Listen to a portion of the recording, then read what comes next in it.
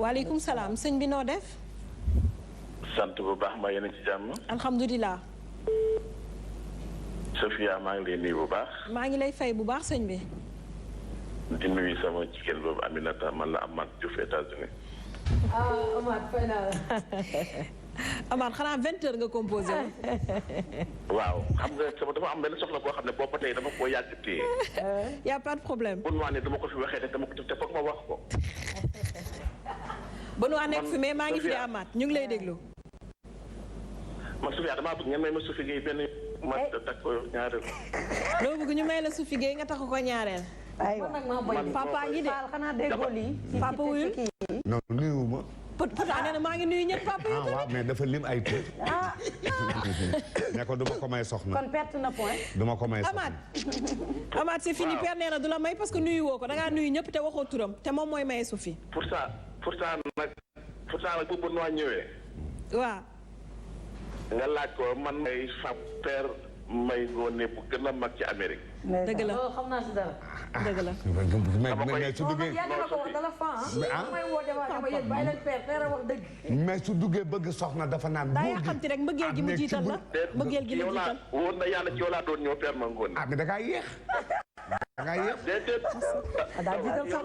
xam nga man yow. waaw.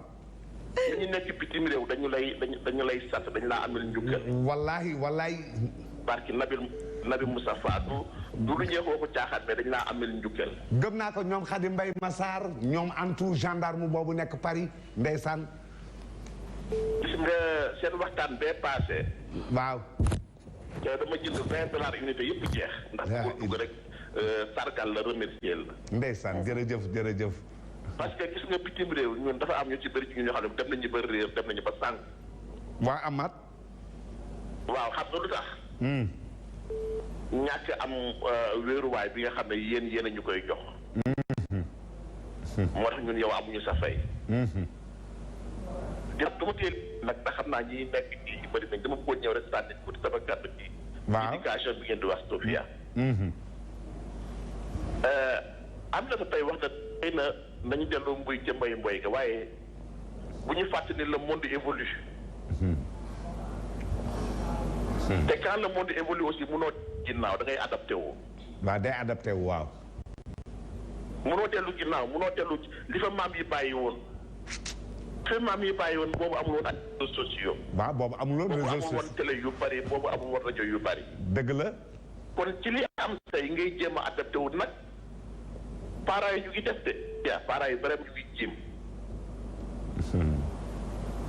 dama lay jox benn exemple bu ndaw boo xam ne nii amee New York la xewee New York. New York waaw. mère beeg paa bi père ba ngoone ñu ngi jéem a seen doom bu am ay 9 ans 10 ans. waaw. nekk ci école Amérique yi. waaw. commencé développé ay attitude góor ci. ah. yaay ji ne ko yow de dañ lay delloo Sénégal xale ba mu ko waxee seen école dañ ko dal ay nit ñu ñëw ne ko kii mos boo ko jëlee ci réew mi ñu jëli ko ba pare yow dee la. bàyyi ko mu suwaam la mu def suwaawu boppam. su bëggee nekk mu nekk ko su bëggee nekk leneen mu nekk leneen. loolu waa école baa ko wax. société bi. société bi.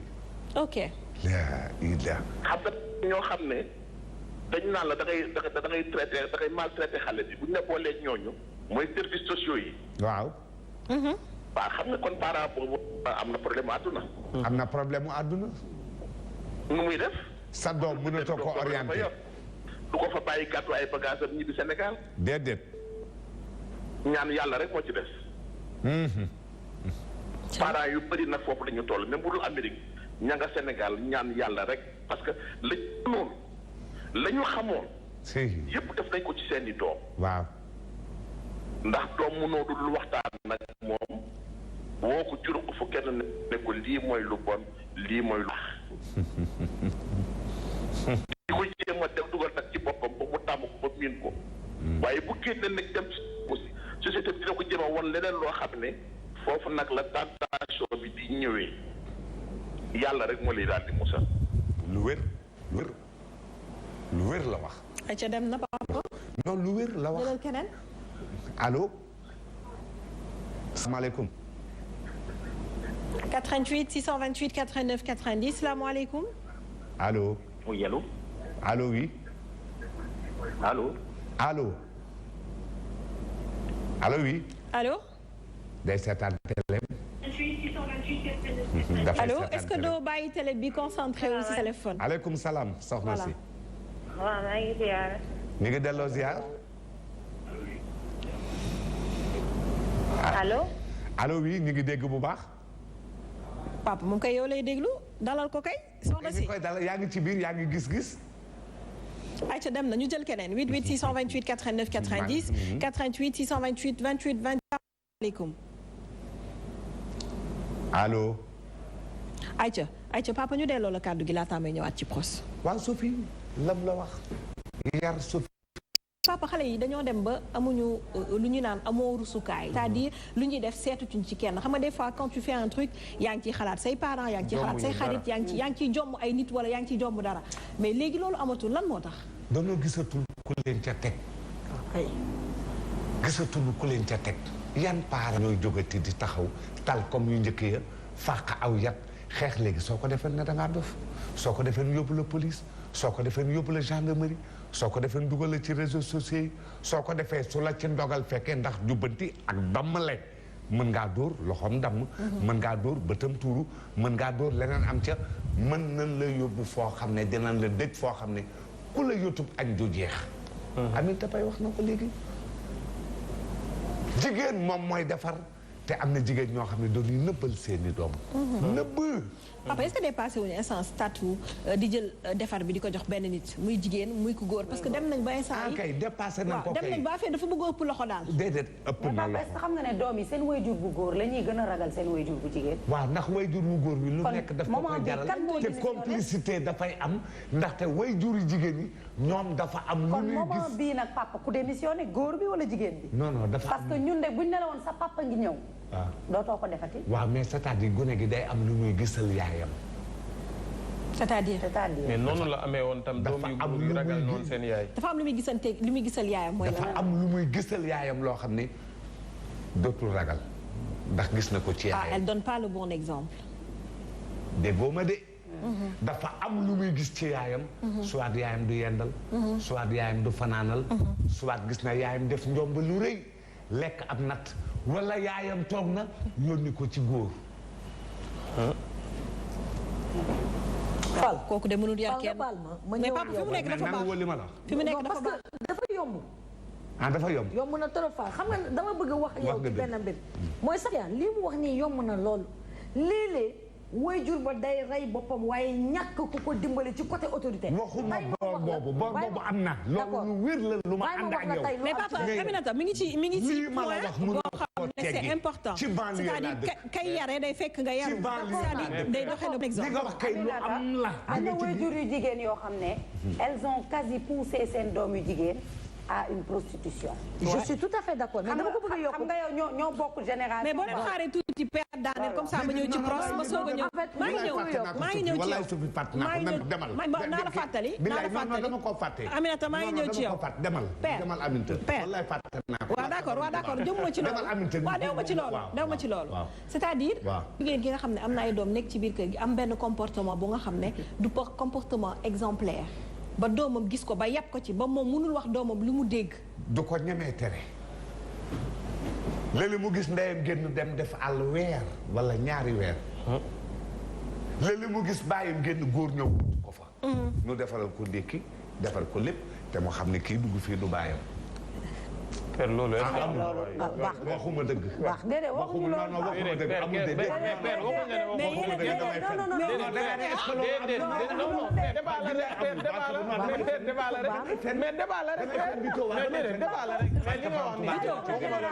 amul génération bët bi utoo seen baay ci ginnaaw ñoo lay dàq ji ak jaasi. jar naa ko wala loolu sa waxin la. lay boole mais bu fekkee dañoo bëgg dara si yow comme li papa wax mais wolof dafay wax yéen la ngay wax la ngay wax kajoor ak bawol la ngay wax kajoor ak bawol démb ak barki démb yaa am dëgg déedéet man de néew ma fi pour am dëgg wala nga am dëgg néew ma ci yooyu da nga teg déedéet loo wax dëgg la waaw père day mel ni yéen a doon wax ne juddu bu rëy ndey ak bàyyi waaye fulaak fayda boroomam wax nga dëgg waaw fulaak fayda boroomam man gis naa ñi nga xam ne li Sophie Gueye wax ni li Sophie Gueye wax am na kër yi nga xam ne am na kër yi nga xam ne papa dafa démissionné papa dafa démissionné yaay ba sol tubéy nekk papa ja la waaji la waaji waa père yow nga ne la bàyyi ma yeggali yow kay yaa koy bàyyi mu yeggali ndax yow yaa ko li waaji wax ne balaa ngeen di takk leen ku mën a matal seen njaboot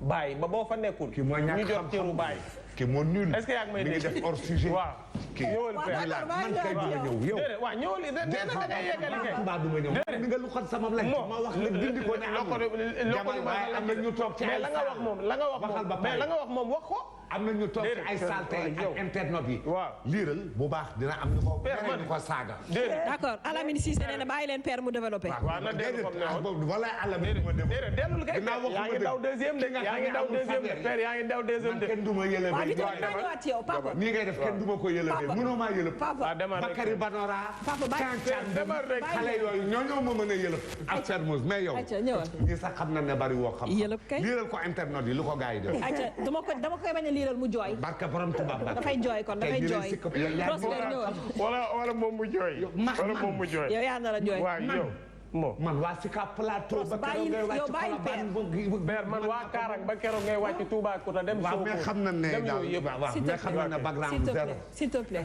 Aïcha Pros zéro mu ne te arène sànq da nga tu m'as coupé comme ni ñu koy waxee l'herbe au pied Aïcha vas-y parce que dama doon développé ñëwal ci développement bi te mayoo ma yeggali malheureusement mais bon c'est pas grave gis nga dafa am ñaar yoo xam ne xajul ci borom kër bu yaafuus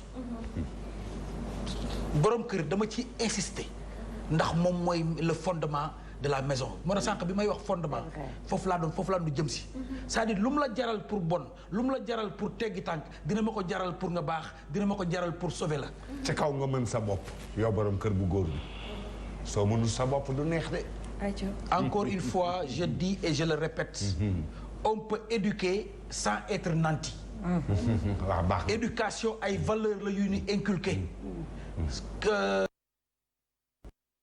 da nga war a am jom da nga war a am fulla jom vertu la da nga koy inculquer doom waaye ku la mottali sa dépense barke borom Tuubaa Mbàkke mottali la sa kàddu ma ñëw munoo sa soxna xëy dem liggéey yi ñëw la nga mënatoo ko la nga amoon amatoo ko mu taal tin sa njaboot lekk dégg nga mu taxaw ataa yàlla nga naan mu ëlbatiku jox la njar nga naan mu ëlbatiku wan la ginnaaw ne la maa ngi dem natt ba nga di ko téye ñeme woo ko sax mën naa yeggale demal merci mënoo loolu ñeme woo ma wax encore une fois soo fit neen éducation ay valeur la yu ñuy inculquer doomu aadama waaw yow amoo dépasse bëgg am baat yaa ngi may dégg loolu ça n'a rien à voir avec éducation ci la de n'est-ce pas bokk naak li ngay wax sànq rek c'est-à-dire yaa ko wax maa ko wax ñun waxuñu ko dañu bokk nekk ci benn république mu tënkuñu ne fii kenn du fi maye ku amul nangami at donc du waxi Prospère du waxi Vito du waxi Massamba du waxi Mademba c'est la constitution du Sénégal 14 ans da ngeen koo weddi yow taxaw nga maman Oumou taxaw ñëpp taxaw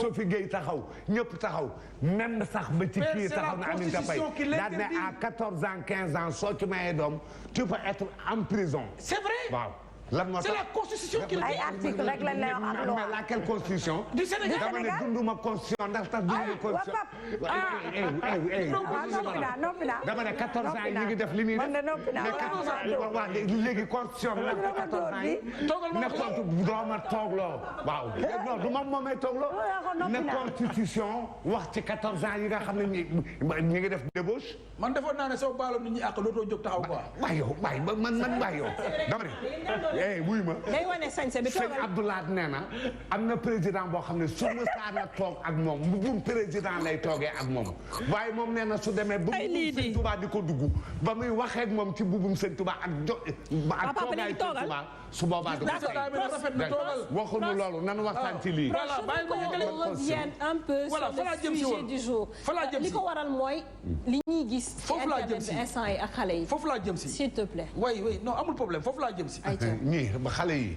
xale yi di chantage ay doomu aadama di laaj ab xaalis. man li ma tiital mooy surtout njaboot gu jigéen gi. ñoo ma tiital man parce que dama la wax sànq ne la dafa am ñaar ñoo xam ne xajuñu ci borom kër bu yaafus. waaw de la chantage muy l'influence occidentale. ak li ngay bañ a dégg yow muy nos médias actuels. non ba ma ko dégg on est juste en train de discuter. oui maa ngi ñëw waa discuter moo tax li ma yaakaar ne mooy sa impression rek laay wax. n'est-ce pas li tax ma wax loolu mooy. gis nga heure boo déggee ne scandale am na ci réseaux sociaux. wane awra def nangam xale yi jigéen lay doon. mu tiital ma. ki la dàq way Sénégal. bu soxlaa ku ko feccal wane ay cëram jigéen lay indi teg ko. doo ca gis doomam doo sa gis soxnaam. te doomam du fecckat. su ko yàlla nattoo waaw non maa ngi ñëw. surtout maa ngi ñëw. foofu fi nga xam ne li ngay bañ fële. maa ngi ñëw amaana am na keneen ku koy nangu. société bi moom moo demee noonu. li ngay wax lu sax d'accord ma ci. mooy femme objet gi rek. xam nga lu tax li ngay wax d'accord ma ci. c'est ça ku si yàlla nattu sax nga gis fecckat takk fecckat boo ko takkee jour bu alxayri jëmee ci lay gëj a fecc. attention li may wax xam naa ko de fii ci réew mi laa dëkk. dama ne ku ci yàlla nattoo sax fecckat boo ko takkee 17h mu bàyyi fecc. kon kay boo bëggee feccloo. xam nga lu tax yow jox nga yow dox nga bàyyi fa sa doom bàyyi fa sa jabar. encore une fois damay wax ne. gis nga jigéen ñi. lu leen ñàkk rek doyul yaa ma koy yàgg wax ci ay plateau. jigéen ak togg ñoo yem. soo bañee mu xajam da ngay ub. wallaay. malheureusement ub boobu nag dafa xaw a jafe. ndax jamono ji ñu nekk. ndax bu ñu fàtte ne. pas plus tard que il y a 2 semaines. waxtaan nañ ci thème bu am solo. muy affaire féminisme. mu nekk aussi loo xam ne nii part de responsabilité la boo xam ne kenn xamul sax nu mu toll par rapport culturellement parlant. on en a parlé l'autre jour on en a débattu waxtaan nañ ci lu yàgg-yàgg mais loolu yëpp dafay nekk ay soubassement wu benn genre libertinage boo xam ne mooy li nga xam ne moo ñuy métti. ma ñëwaat ne gis nga bari na yu may gis man ci télévision bi. mu nekk des sources de perversion yoo xam ne amul kenn ku ko natable. dama li tax sànq ma def allusion à l'État mooy di Serena aaral defe naa Sénéra war na ci gën a sax farlu te bañ xaw taxawaay boo xam ne day dal sa kaw loolu te da nga manque peut-être da nga manque respect président wala genre mu dem noonu. que télévision excuse-moi du terme benn aspect bu ndaw la rek ci éducation. la ilaha illallah. xam nga développé naa ko sax xam pourquoi. soo fi gis nga aspect bu ndaw boobu ngay wax noonu. d'accord que loolu ñuy wax naan. bu ko xeeb. loolu ñuy wax naan. c'est de petites choses aux grands effets. pourtant mooy loolu. pourtant ñoom xamul tax loolu xam nga Safia daf ko wax sànq ne. dafa am point rek boo xam ne dama la ko doon laaj. s'il te plaît si tu peux me permettre. si vas-y. parce que dama jàpp ne ndax boo yaree sa doom ba reen yi dëgër war naa war a mën a gis dara ci télé ba roy ko. pas forcément. yow sa doom mi ngi seetaan télé par exemple est-ce que tes enfants tey bu ñu seetaanee télé ak lu ñu mënti gis dinañ ko reproduire. waaw mais parce que lu tax mooy li ma la doon wax nag. ça dépend nag ci lan ngay reyante ñoom yow. mais est-ce que xale yi kenn mënati na leen waatal quoi que ce soit. si. c'est juste une question.